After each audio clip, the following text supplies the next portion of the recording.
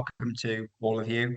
I think I know most people on the call, but if not, I'm Dan Fell. I'm the Chief Executive of Doncaster Chamber of Commerce. And this is a webinar that's put on by the Free South Yorkshire Chambers of Commerce and kindly sponsored by our partners at the South Yorkshire Mayoral Combined Authority. We've got an hour in the diary for this. It's great that everyone's got the kind of cameras on because that lets us kind of make this feel as participative and sort of real life as possible. But just as a note, we are recording the session because we host this on our websites afterwards and encourage people to view it. So in the eventuality that you're not really meant to be here, you might want to turn that camera off, but otherwise, please do keep it on.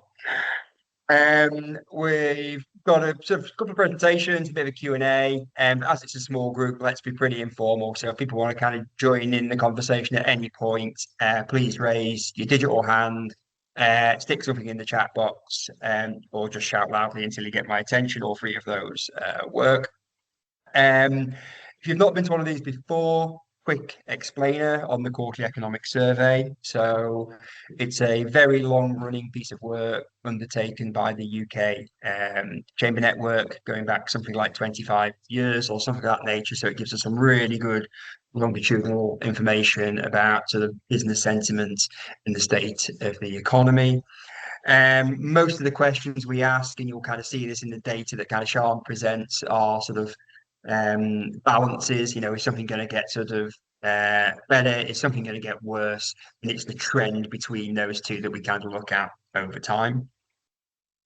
Working really closely with our local partners, that's the local authorities, it's colleges, but very specifically the South Yorkshire Mayoral Combined Authority and its Business Advisory Board. Every quarter we add on localized hot topic questions, and we do that in a way that hopefully is upstream of decisions on those topics that our region is going to take. So in the past, we've looked at things like town and city centres, we've looked at things like infrastructure and transport, and this quarter we've done a bit of a deep dive on AI.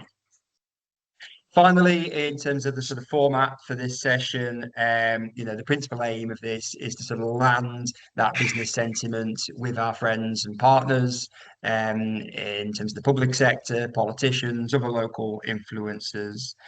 And to do that, we will be kicking off with a presentation on the kind of core economic findings from my colleague Sean. We're going to take a beat and bring in our two brilliant guest speakers, Tony Houlihan from 24IT, Marvin Miller from 1101, for their reflections on that. A couple of minutes conversation. We're then going to go back to Sean for the kind of AI data, and that's when we'll get into the more substantive Q&A, hopefully involving the majority of colleagues on the call. So does that sound cool, everyone? Happy with that? Sean, have I followed instructions okay? Yes. That didn't look as affirmative as I'd hoped, but I'll still take it as a yes. That's all right. That's fine. Brilliant. Sean, I'll now pass over to you to take us through the headline QES data. Thank you. So this quarter we had 290 respondents, and the fieldwork was between the 18th of August to the 15th of September. And as Dan says, this joins almost 500 other respondents from across the country. And we found out last week that South Yorkshire's ranked second out of all the UK chambers for its QES results data. So I think that's a massive testament to all of the South Yorkshire businesses. I know it's another ask, and I hope you feel it's beneficial, because obviously, making sure that the South Yorkshire voice is heard on the national picture is really important. So I'll just start by going through the general economic conditions in South Yorkshire before we go into the hot topic. So just as a couple of spoilers, we're seeing stabilisation of the economic conditions, workforce growth is subdued, and there is an easing of price pressures, but continued concern about corporate taxation and inflation. So yeah, and here's a couple of quotes from businesses as well. We actually have loads of really rich insight, and lots of businesses take the time to give us some good case studies about their experiences. So just want to let you know that we actually do pass those on to British Chambers where it's appropriate, and particularly if it's part of their policy campaign work as well. So, in terms of businesses involved in the UK market, domestic sales appear to have reached a period of stability in quarter 3.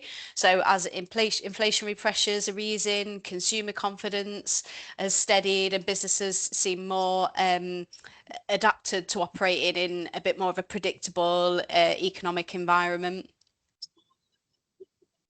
When it comes to overseas markets, they've really strengthened. So as domestic demand has leveled off, we've seen businesses involved in overseas markets, their sales have increased by 14%, and that also applies to advance orders, which are up 17%. So I don't know if you can see there, but actually it sort of rights itself to where it was in the previous quarter. And that obviously the decline was brought about by Liberation Day, but I think customers are also kind of regaining confidence in placing future orders as cost pressures and supply chain disruptions ease. I think I've also been hearing from businesses that general export conditions are easing after economic uncertainty. So there's like falling shipping costs. I spoke to a business this week that said that actually what they're doing is just clearing a backlog of orders as global demand stabilizes generally. So I think that is encouraging to see that kind of righting itself after a period of instability. So in terms of workforce levels have increased, with growth being at its highest rate for a year, but it is weaker than a year ago. And here, I don't know if you can see, but the trend is that permanent recruitment is declining and temporary hiring has increased. So obviously you could say that's down to economic uncertainty and risk aversion, but it also could be around kind of workforce's demand for flexibility and also seasonal demand getting up to the kind of autumn winter period. So, I mean, we talk about how difficult it is to recruit all the time. So it's encouraging to see that recruitment is becoming easier as the labour market cools generally. And I've also kind of getting the sense when I'm speaking to businesses that this kind of uncertainty keeps workers in their secure roles, so that increases candidate availability as well. And that also rings out in the labour market intelligence that's been circulated from the previous quarter. So in terms of cash flow, that's moved into positive territory for the first time in a year, which reflects improved sales stability. It could also reflect, you know, those orders finally being fulfilled after being delayed for so long, and could reflect tighter financial management by businesses. So whilst it is good, obviously, that cash flows in positive for the first time in a while, that also comes at immense expense and pressure of businesses, particularly when it comes to their capacity to invest. And on those investments, so there's been no change in investment in plant, but training has seen an uplift of 5%. So it suggests that more businesses are planning to increase training spend, likely driven by the skill shortages that we're all aware of, and also, you know, obviously looking ahead to the hot topic, this idea around digital transformation, retention strategies, and workforce development, as opposed to like capital projects or buying new equipment. So in terms of pressures that are faced by businesses, they're citing labour costs as the biggest pressure on prices, with 64% of businesses saying higher wages and pay settlements are forcing them to raise prices. There's also pressure from other overheads, which have increased slightly, like fuel costs, which have ticked up a bit. But raw materials and utilities, they're still significant, but trending lower than the 2022 peaks. So this slide is quite messy for you to see, and I'm going to simplify it a bit more on the next slide. But it just kind of illustrates this concern around corporate taxation. So 50% of businesses are more worried than 3 months ago. So it's the top issue. But you'll also see in the yellow there, no, in the red, sorry, is the rise in concerns around business rates. So that's rise from 19 to 25%. And then other concerns like inflation, exchange rate, interest rates, they've eased compared to their peaks in 2022, but remain notable. The next slide, what I've done is just stripped out some of those lower ones so that you can kind of see how the top ones compare with the rise in concern around interest rates in the red, inflation in the light blue, and then corporate taxation in the dark blue. So I don't know, is this going to work if I get, can you see a laser pointer on your screen? Yes, I'm so excited. Right, so if you see, this is when Labour was elected, and this is the budget. You can see actually, although concerns about corporate taxation and inflation have fallen from their peaks just a few quarters ago, it's nowhere near where it was pre-election. So how do I get rid of that? Oh my God, we're stuck with the pointer. Businesses, their concerns are obviously still really high. So, like, if you think kind of before the election, those concerns around taxation were around sort of 23% up to 38% around the autumn budget. It's still high. I should say actually that it's lower in South Yorkshire compared to nationally. So nationally, businesses cited their concerns around inflation was at 57% as opposed to ours at 50%. But then if you strip out by sector, hospitality are the firms that are most worried, and those levels are at 62% concerned about taxation and 63% concerned around inflation. Okay. So we're going to move on to the results around AI readiness. But I'm not sure, Dan, if you want to perhaps ask our panel just Yeah, have a quick reflect. let's just take a sort of a quick pause there, Sean. Now you've cheered us all up dramatically with that data. Thank you for that. So, colleagues, what we get a sense of there is like the significant headwinds that are facing business. And I think even when there's those kind of upticks in the data, the sentiment we get kind of, our data engagement members around tables recently had on these kind of topics is it's a sense that some things are kind of getting almost like kind of less bad rather than yet sort of good or too hopeful. But I suppose, before getting into the rest of the presentation, it'd be great to bring in kind of Tony and Marvin and just kind of see if like that chimes with kind of your experiences in the kind of current climate. How are you feeling about things currently? So, Tony, can I come to you perhaps first and just how are things in 24 IT at the minute? You're just on mute there, Tony. Beg your pardon, I should know better. We're on and have been for quite some time, on a pretty sustained period of growth. And I think we've had to be very, very mindful of our costs as we do grow, and try to, and it sort of ties in with this topic, try to make sure that we're adopting the tools and the processes necessary to maintain costs at a reasonable level as we go through that growth.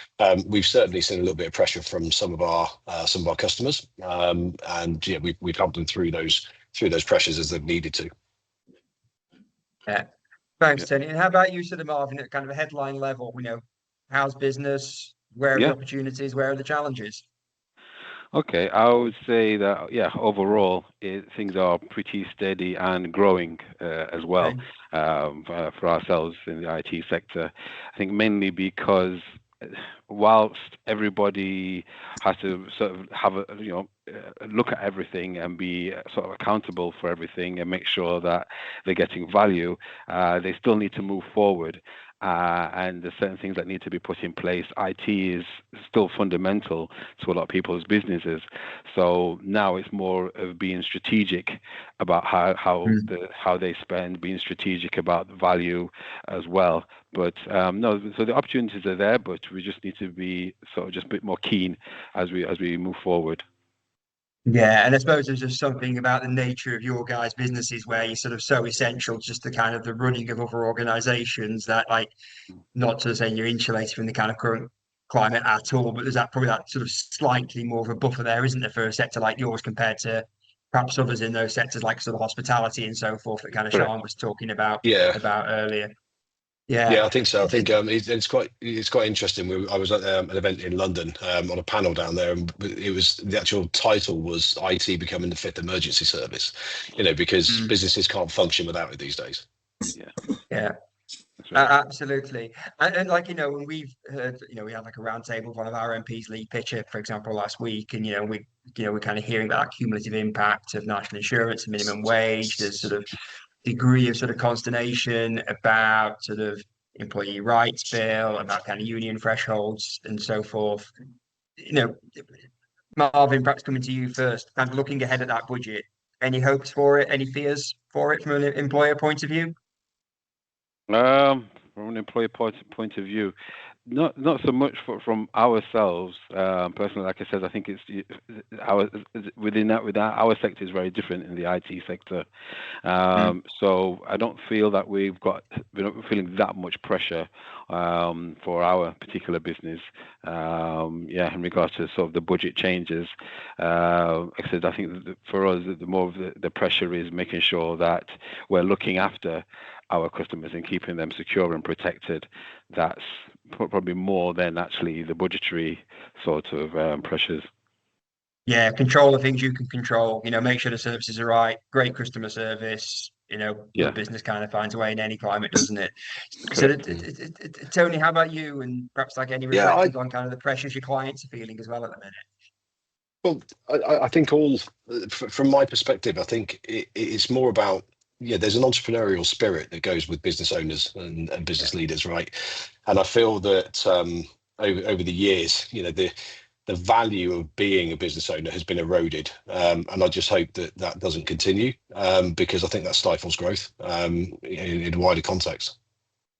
Yeah, I think that's kind of, fair. And the thing that I'm sort of sensing in sort of 20 plus years into my kind of chamber career and working hand in glove with the local businesses, that sort of unwritten compact that kind of exists, between government and business, where ultimately we all feel like we're on the same side of what the kind of same things in terms of the betterment of our world. Like it just feels that bit more fragile than it has for a long, long time. And I just sort of think there's going to be an abundance of asks of business in terms of kind of helping people back into work or doing great things in communities, but like the offer to business feels like that's been a bit eroded at the moment, maybe.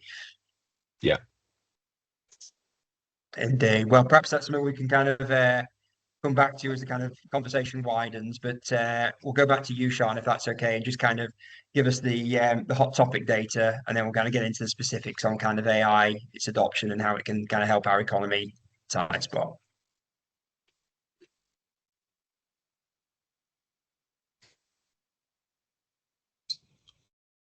Let me get the right slide up.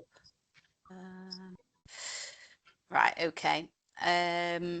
So there were some consistent themes that came out throughout the survey. We try and keep the hot topic as brief as possible. Obviously, we know it's a big ask, but this was one that had lots of free text contributions, and people were really interested to kind of explore more on the topic. And it also comes off the back of some work we've been doing for the local skills improvement plan. We did a deep dive on AI that covered not just how AI is being adopted in terms of like HR, customer service, marketing, but how it's in kind of the frontier of construction, for example, and manufacturing. So we asked how prepared your organisation is for increasing AI integration across business areas. So almost a third of businesses had plans to increase AI integration, and of those, just over 2/3 were very or somewhat prepared. So moving on, where has your company implemented AI? So marketing is the most common business function affected by AI, whilst people-related functions such as HR are the least susceptible, which I found quite surprising, really, given, there's quite a lot of talk in the news about, people using AI for CV writing, for example, and how it can be used for stuff like shortlisting, absence management. So I was quite surprised, really, to find that. And be interesting to kind of hear from those on the call how they've implemented it. I also sort of expected more customer service applications. So whether that's like large language models. So when you like phone up Eon, for example, and you say, I want you to help me with my meter reading, developing something like that for your business, it just struck me that is such an opportunity there for efficiencies and to get some good customer service through particularly businesses like in IT, where you're getting through so many customers and so many calls a day. So just over 2/5 of respondents said they had an AI policy, or an AI policy wasn't yet formally live. And there was a strong correlation, obviously, between those feeling well prepared for AI integration and then having a formal AI policy. So 63% of very prepared businesses had an AI live policy compared to 25% of those who were somewhat prepared.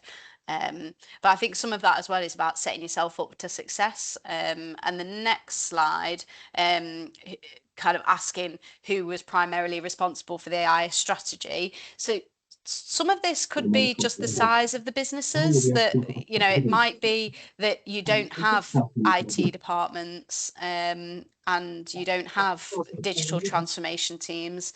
But yeah, I think obviously there's a strong bias there towards your senior leadership and your CEO, or nobody at all having full ownership of it. And if your organization is not using AI tools, what are the main reasons? So I think most people cited that they had kind of lack of knowledge about what products were out there, and interest in kind of reading some of the written comments as well. I think this kind of lack of general confidence in exploring either new products above and beyond the kind of more admin functions. People didn't really know who to turn to. And yeah, so in terms of the challenges that businesses have faced implementing AI solutions, so technical difficulties, ethical and privacy concerns are the main challenges faced by businesses. And yeah, I think I was surprised at how low things like cost constraints and employee resistance were, just considering what we'd already found out from the QES data. I thought that was quite interesting. So then, of the types of support that your organizations that could help your organization adopt AI more effectively, businesses would welcome more training and skills support to help them adopt AI more effectively. And then interested in this response on who you're collaborating with. There seems to be a real lack of collaboration across the board, and most of the people who were collaborating were working with consultants. So yeah, 23% of all respondents. So that's it. Hand back over to Dan for the Q&A. Well, thanks, Sean. Really appreciate that quick canter through. Sort of bringing in perhaps Marvin first on this. We saw quite a lot in the data that says people sort of essentially like they know they need to get on board with this, but they're sort of not really feeling sort of well prepared or planned on this. How do we kind of get people from that kind of state into a position where this is like proactive, thought through strategy, and like there's not just a plan, there's like execution of that plan as well? Yeah. I think what is I think they need to understand it's not going to happen overnight. Okay. AI is, even though it's just two letters, it's actually quite a big area, and it covers a lot of different things. Just within Microsoft itself, there's over 15 different Copilot engines, and that's before you go to the other brands, the ChatGPTs, etc., all the other different ones as well. And then obviously having a look at how does that interact with your business, which one should be using for your own business. And so if you start chasing in the wrong direction, you're just going to go down a rabbit hole, and you're just going to stagnate and not do anything, because you've got all this knowledge of what things could be happening, but no way of how to actually relate to your business. So you have to kind of take a step back and have a look at your own business, look at your own business processes first.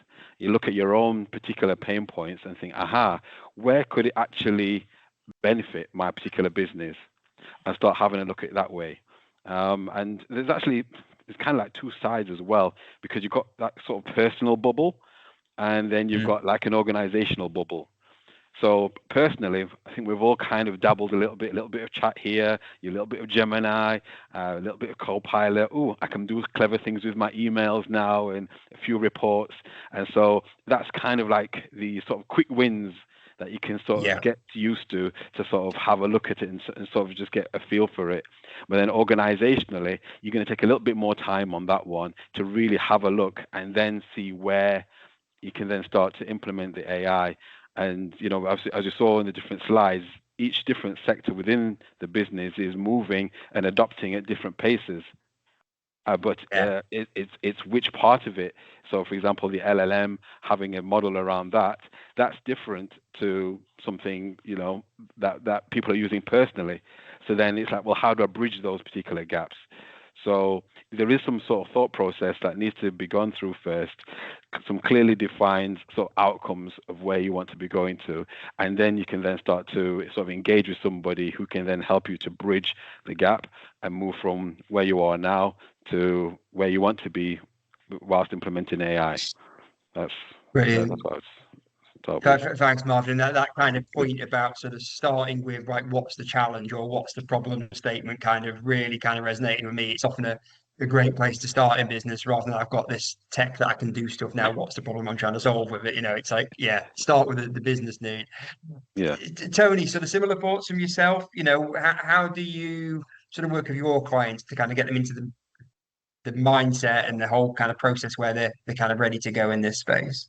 Yeah, so we work on we work at varying different levels with AI. We either develop AI solutions for our customers within their tenancy and their data set, or we guide them through the sort of co-pilot journey, if you like. And it sort of echoes what Marvin said there. You know, we do see this what we call shadow IT, where everybody's using AI on their devices, and you know, the problem with that is that often that's wrong, right? You know, on a BBC4, Radio 4 yesterday, they were only citing that something like 45% of all AI answers from public AI have some significant kind of issues within them.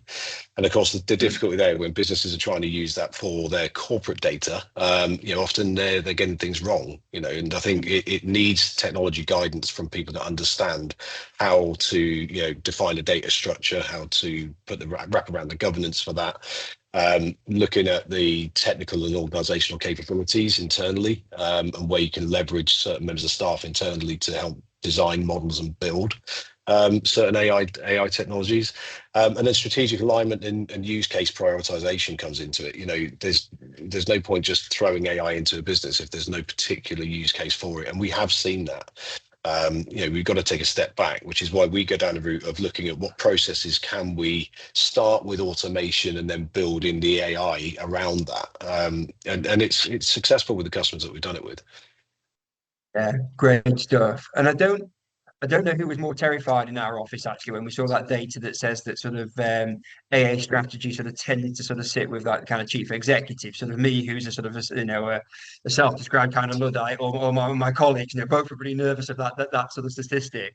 Is that what you were tending to see, Tony, when you're working with businesses? Is the sort of, you know, the leadership always coming from the top, or are you seeing sort of like the success of digital champions or others kind of agitating for change a bit more? Yeah, and we are seeing that. And I think from my perspective, it makes sense that CEOs and senior leaders take ownership of the AI strategy. AI isn't just a technical implementation, it's a full business transformation. It touches pretty much everything from operational efficiencies to customer experience, compliance, ethics, competitive positioning, and that sort of level of impact demands strategic oversight from the top.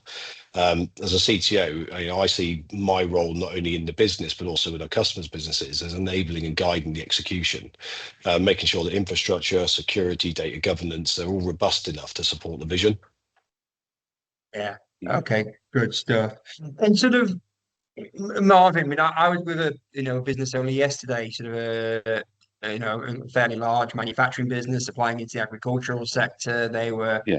And then they've got a load of AI going on in their kind of office systems and stuff, but they were looking at their kind of kit that's kind of, relatively like high end, relatively advanced, trying to think how they could get kind of more AI into some of those processes and stuff, but not quite sure where to go to or who to reach out to for kind of help in that space. Like, it's sort of, thinking about like South Yorkshire's kind of SME business community, Right. where should people be going for help? Yeah, that's a great question. It's a great question. Do you want to send it to Tony first?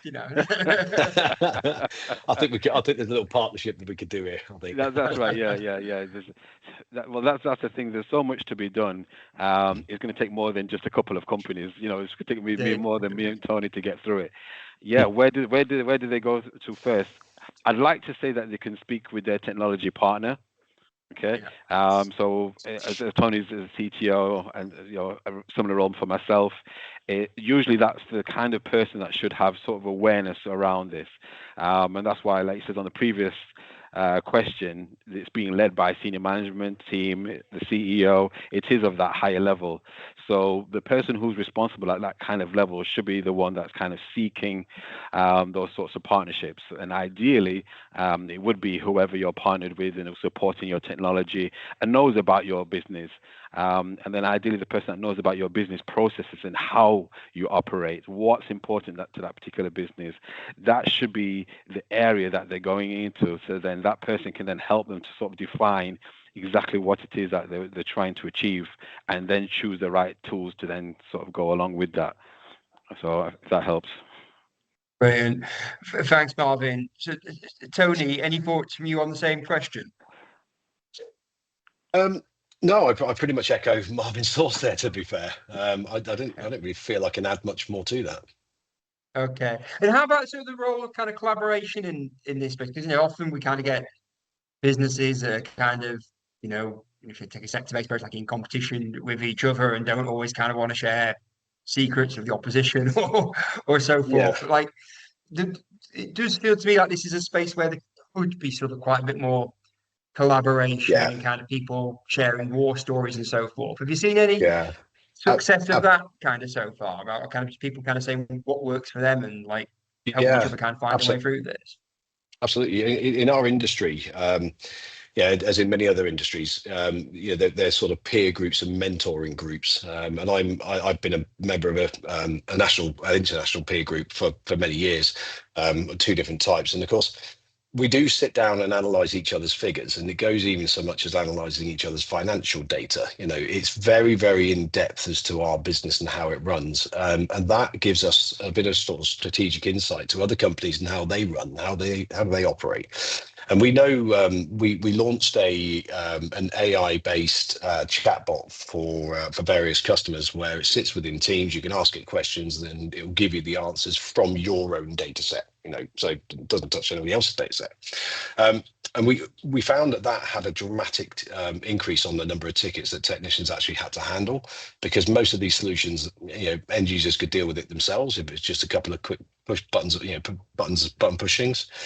But it also flicks over then to enabling automation. If the AI understands that actually there's a component that needs to be run on a PC, it can then trigger that automation to run. When we demoed that and explained it to the peer group that we're in, almost every one of them wanted to adopt it, because it's a massive time saving. If you're dealing with thousands and thousands of tickets in a month, you need every opportunity to make it more efficient. And I think that there is a level of sharing, certainly within our industry, that seems to be fairly unique. People are open, and we're very open to partnership with local providers as well, and national and international providers, where we can't necessarily fulfill a certain function ourselves. And I think that companies shouldn't be afraid of partnership. There's enough business out there. Yeah, great stuff. And then so the last sort of initial question for me before we throw this out to the floor, which for those online, if you're cute to start thinking about your own questions there, please, that'd be fantastic. Not exclusively, but a number of the delegates on this webinar are sort of from our sort of public sector friends and partners, whether that's local authorities, mayoral combined authority, colleges, unis, and so forth. What sort of role do you see for organisations of that ilk in terms of helping business with their kind of readiness for AI? Marvin, if I can perhaps come to you first for any sort of thoughts on that. Yeah. So how can they help businesses? Yeah. Is it that we're asking? Yeah. So I suppose what's the role of our, they use like the public sector as a really broad church kind of term in this, thinking about business support, thinking about skills, Yeah. And as I says, really, really respectfully and carefully with some colleagues on the call, 'cause it's a world that's not so necessarily known for its innovation versus kind of an agile, fast-moving sort of private sector, but equally they're going, this is the issue of the day, how do we help? So kind of what role would you want to see for institutions like that in this space? What I'd like to see is, I think, a message of encouragement, as well as caution at the same time. Okay. Yeah. And by encouragement, I mean, basically, I push the success stories. The public sector should be working with the private sectors, with the ones who are driving AI and helping businesses, and bring those and share those stories so that the private sector can then be encouraged by it. But at the same time, having the cautious side of things, making sure that you have got compliance, that you have got data security. We don't want things getting leaked out that's not supposed to be leaking out. So there is an underlying sort of fundamental foundation that also needs to be put in place before you just start triggering and switching on AI all over the place and think it's going to revolutionize everything. So maybe some basic frameworks, some basic policies, so that people feel like they can move forward and try things out, because we don't want to feel like, I could expose everything, so I'm not going to touch it at all. No, don't quite be like that. Try AI, play around with the tools in your own little bubble, so that you can get used to what it can do and little efficiencies, and go, okay, wow, this can do some stuff.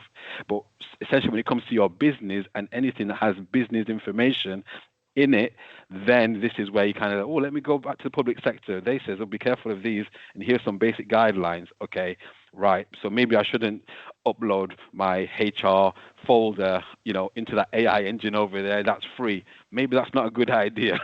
Okay, because the guideline says that, you could be just giving it out to the world and training the engine and giving your private information away. So I would like to see kind of like the public sector doing those things, encouragement, but securely and safely at the same time. Brilliant, thanks. Tony, anything else on that topic from yourself? Yeah, from my point of view, it's about engagement. We see, if we just transpose what we do with businesses, where we go in and we analyze their business and we say that you're spending 20 hours a week doing this certain routine that actually a piece of automation and AI could deliver for you, frees up that person's time to go and do other things. Well, actually, in the public sector, that's cost saving, right? It's direct on the bottom line cost saving, and I think there seems to be a lack of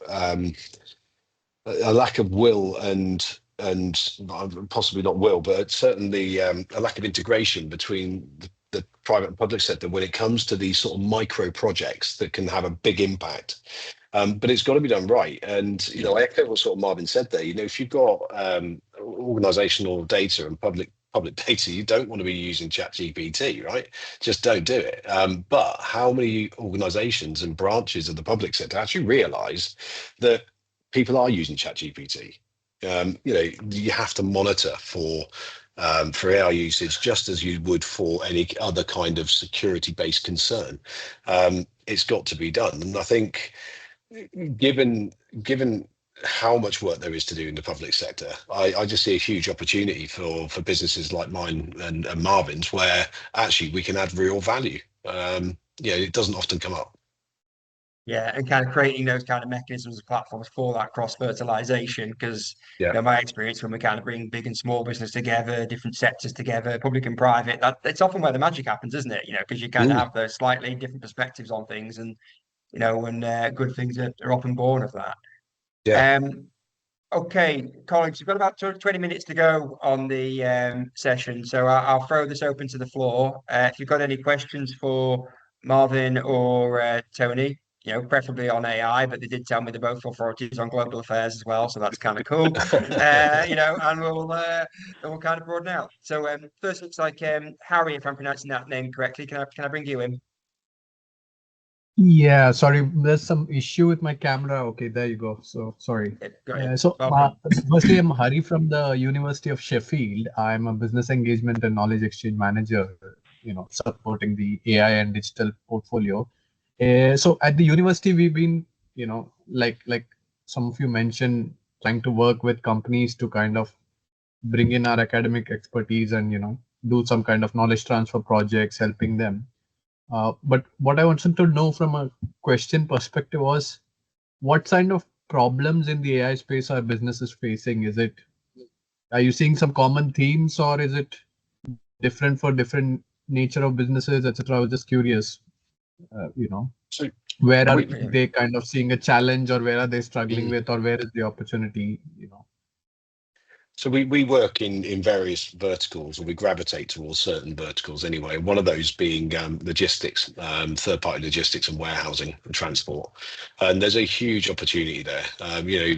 They work on such tight margins that cutting costs through AI and automation is absolutely key for them.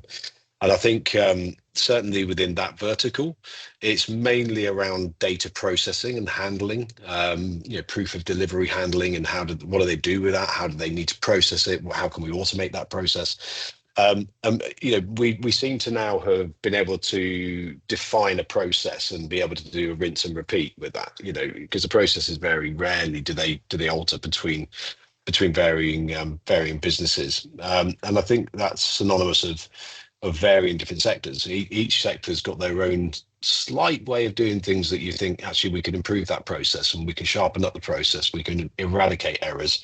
Goes back, and we've got to harp back on about the data security and governance. It's got to be done right, and it has to be implemented by the right people.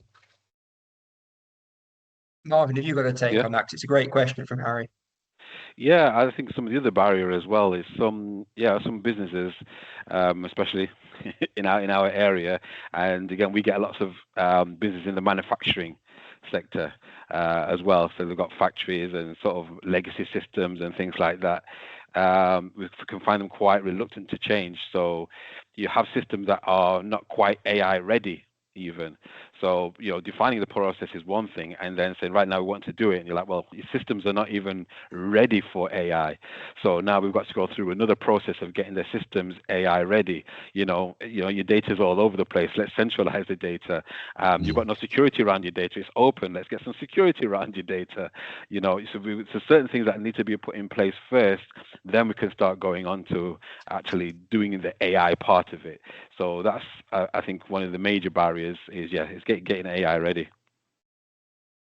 One of the things that sort of plays out a lot in the public debate about AI is about its potential impact on jobs, because of course businesses are kind of looking out for efficiencies and so forth. In an economy like Doncaster's, we know statistically there's actually sort of double the national average of jobs at risk of kind of automation and so forth.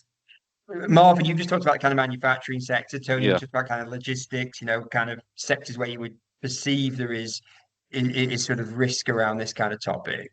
From your actual experience of working with businesses in those sectors, are you seeing a sort of focus on losing headcount, or actually is this about freeing up capacity and kind of creating opportunities for the things the robots can't do? So Marvin, you want to give a take on that first, perhaps? Yeah, I think from my side, from what I've seen, is that I think there's been a bit of a trend anyway in terms of sort of cutting the fat from businesses in general anyway. So yeah, it's not something I can see, oh yeah, AI is to blame for job losses and things like that.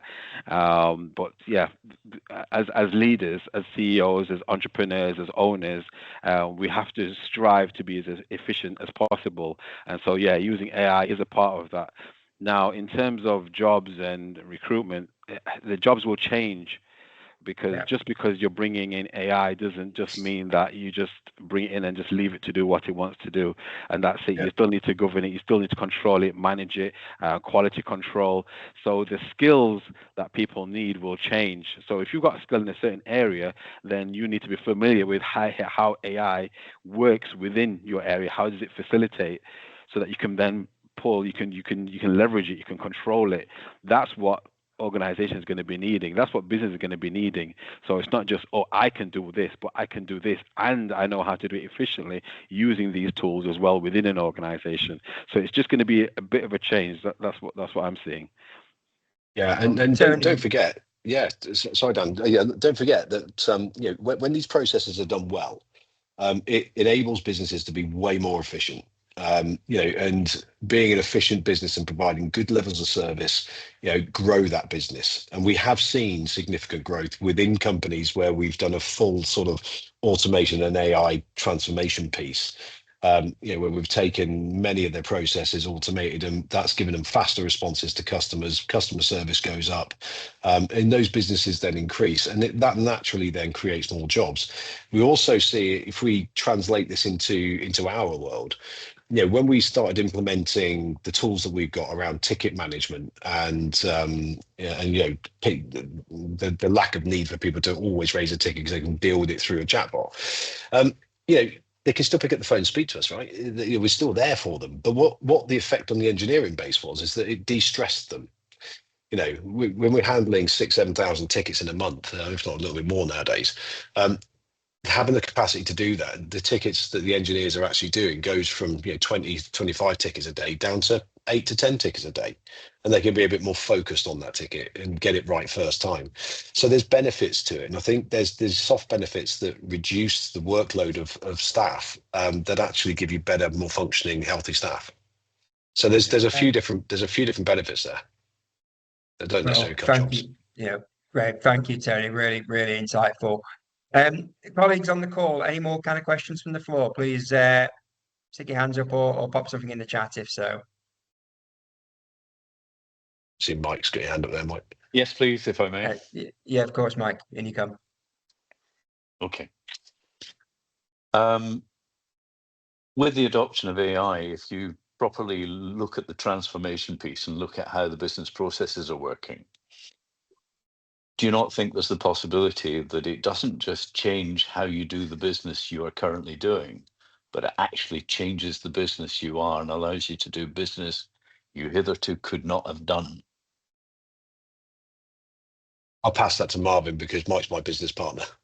Yeah. That doesn't matter. You've still got a view, Tony. No, I agree. Yeah. I agree. Go on, Marvin. Marvin, let's be good on that one. Yes. No, I'll take that one. No, I would agree. Yeah, AI opens up new opportunities that you may not be able to do. Tony's already spoken about some of the efficiencies. So some people, not always seeing the bigger picture. So yes, you bring AI in and you get the efficiencies. Now the scope. Now people are more rested. Now people can think about where you can actually move forward in the future. Now AI is very good at being able to sort of prompt and to open up those different areas where and ideas and avenues that you could actually explore to further improve what you're doing. So say, I'm doing this, and this. How could it be better? Oh, well, have you thought about these things? Wow. Now you've got new avenues to go down, and you can actually try. And you've got the time as well to do it, as opposed to always just doing the grind in your business. And like it says, high levels of stress. But now we brought it down, the levels of stress through automation and AI. So now we can actually look at better services. Now we can jump ahead and look at, well, how can I serve my customers better? My customers are having these kinds of issues. How can I help more? What can I do to deliver a better service? So certainly 100%, I think AI is going to be really good at doing that. And it's like a collaborator, it's like a collaboration piece, within the board and within the management that really helps to really expand what you're able to do. Well, thank you. I'm just so keen to try and get a few of us on the call into this sort of conversation, and just looking at the list of participants on my right, and hopefully knowing enough of these people well enough that they won't mind me picking on them. I'm kind of thinking of sort of James, of kind of Laura, of David, people who are in the world of sort of being a bit more kind of, in the education and skills space, a bit more community facing, and like there's a whole kind of cohorts in South Yorkshire that have got hidden talents, hidden capabilities, but are not currently in the labour market. I'm just kind of interested in kind of thoughts from people about how, people perhaps not in work might start to engage with these kind of skills and to kind of find opportunities in this kind of rapidly changing kind of business community and sort of labour market. Does anyone want to kind of come with any thoughts or provocations in that kind of area? From a civil service point of view in DWP, Dan, we've had Microsoft trainers on AI, which was really good. We're currently doing something nationally called One Big Thing, which is all about online learning, but we are in the early stages, and I think the guys touched on it earlier. We're learning slowly, but we don't want to rush too quickly. There's a lot of stuff we hold that we don't want to be putting in Copilot that people shouldn't see. So we are in the early stages. We can see a lot of benefits to it, but with data and things like that, we're a bit. It's in its early stages, to be honest. Can I just come back on that? Is it possible just to comment on that, David? So this comes back to what we said earlier about the data governance piece and doing that discovery and engaging with a partner that can really map out how the data is structured, who has access to what, where do they have access to? Because don't forget, if you opened up Copilot and you ask it a certain information about financials, let's say in a business sense, if you've got access to that data, you will get an answer. If you don't have access to that data, you ain't going to get the answer. It's as simple as that. So it comes right back to the readiness piece of ensuring that your data structure is ready to go into that Copilot model. But once you're confident that your data is structured correctly and that you've got good governance around it, then there's absolutely no problem using Copilot. Thank you for that. And I think I'll be coming back for my own purposes, to be fair, to speak to you guys. Well, Sean's just posted in the chat kind of Marvin and Tony's kind of LinkedIn details. And as always, at these kind of things, one of our main roles in life as James is to be conveners. So if we can connect you guys to each other and create opportunity, really pleased to do so. Got a couple of hands going up as well, which is Laura, if I could bring you in first, and then so is it Joseph or Victor? Sorry, I can never quite remember which way around the names are listed on here. If I go to Laura first, and then yourself, sir. Laura. Thanks, Dan. Just a couple of questions, I suppose, from me. One is that, particularly a lot of our young people are actually really good and, use AI a lot for their schoolwork, but maybe some of that application to sort of basic requirements in businesses is missing a bit. And I just wondered if people were aware of any availability of training that, might, if someone's going to go into like a lower level office job or something, what sort of training could we provide them around that? And then the second thing I wanted to ask was, we've done quite a bit of pre-employment training around cybersecurity, but I've struggled really to find access, sort of entry-level access to that kind of work. And I wondered if anyone on the call had any advice about that. Well, two great questions. Thanks, Laura. Tony? I can speak directly to certainly around the cybersecurity, and I can leave Marvin to speak to the first question there. So we have our own internal cybersecurity team and security operations center. It's very difficult to point people to learning cybersecurity, right? There are many courses out there. But if you want a head start on it, then there's a course called CompTIA Sec Plus Security Plus, CompTIA, that is. I do believe that they have education services. or services for education, shall I say. And I think that gives you a good foundational level of understanding of what the different acronyms are, how things piece together. So when you're having a conversation with someone, you actually understand what they're talking about, because it's a highly complex topic. Thanks, AJ. AJ's just posted the link there for that. Well, great backseat driving from AJ as well. Thanks, AJ. Yeah. Marvin, can I kind of bring you on that point about kind of young people and the kind of skills that they're kind of acquiring just through sort of everyday usage, and sort of how that sort of translates into sort of the skills coveted by business? Yeah, and this is a challenge. Yeah, a lot of young people are using it, like it says, for their assignments and for their personal usage. So they're very aware of what AI can do.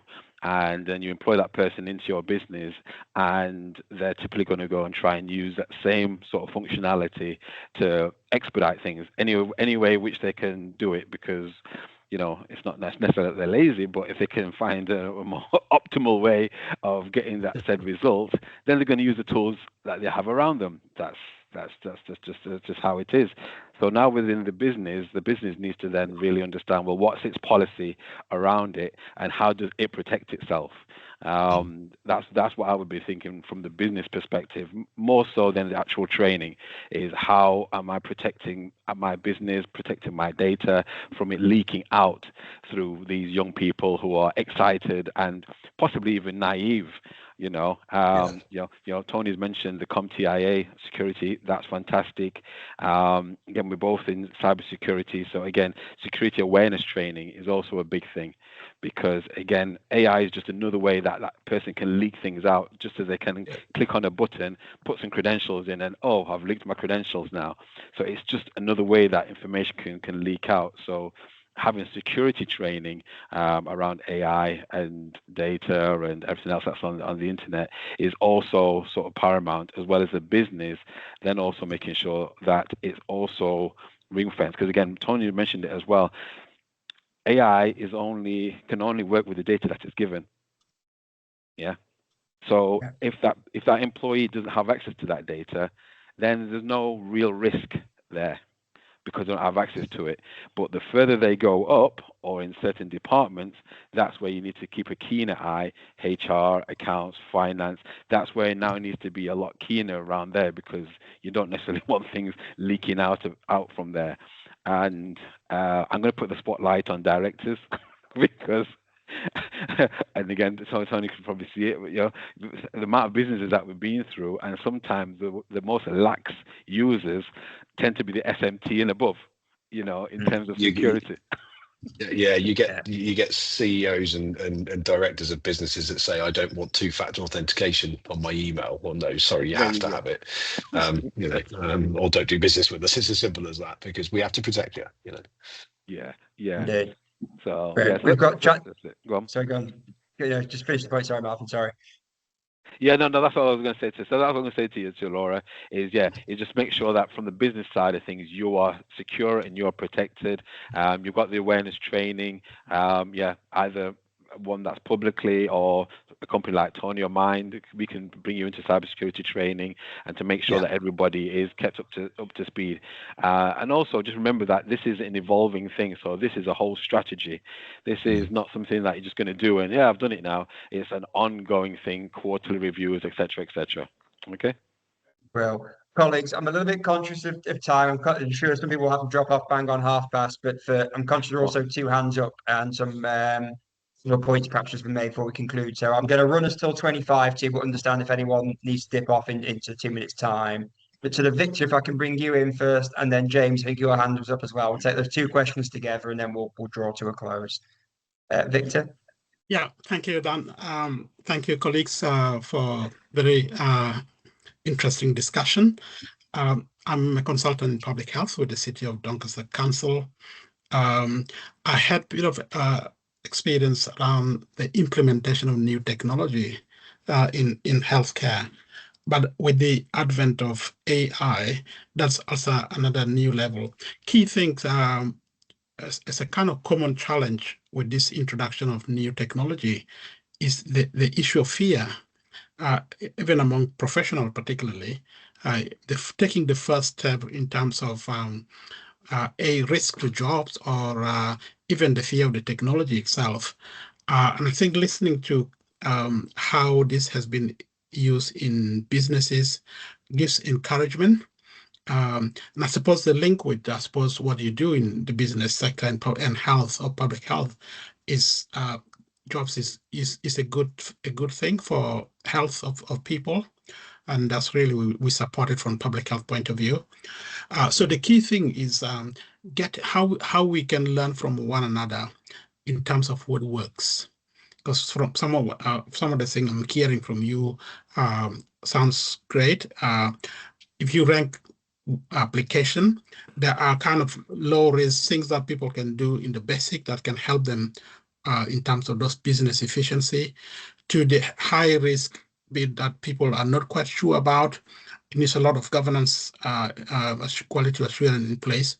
So I suppose the reflection is how can we share some of the things that works in the business sector? I'm sure people in health and other sectors would be quite interested, and that can provide reassurance that at least they can get on with trying some of those basic things that has worked elsewhere.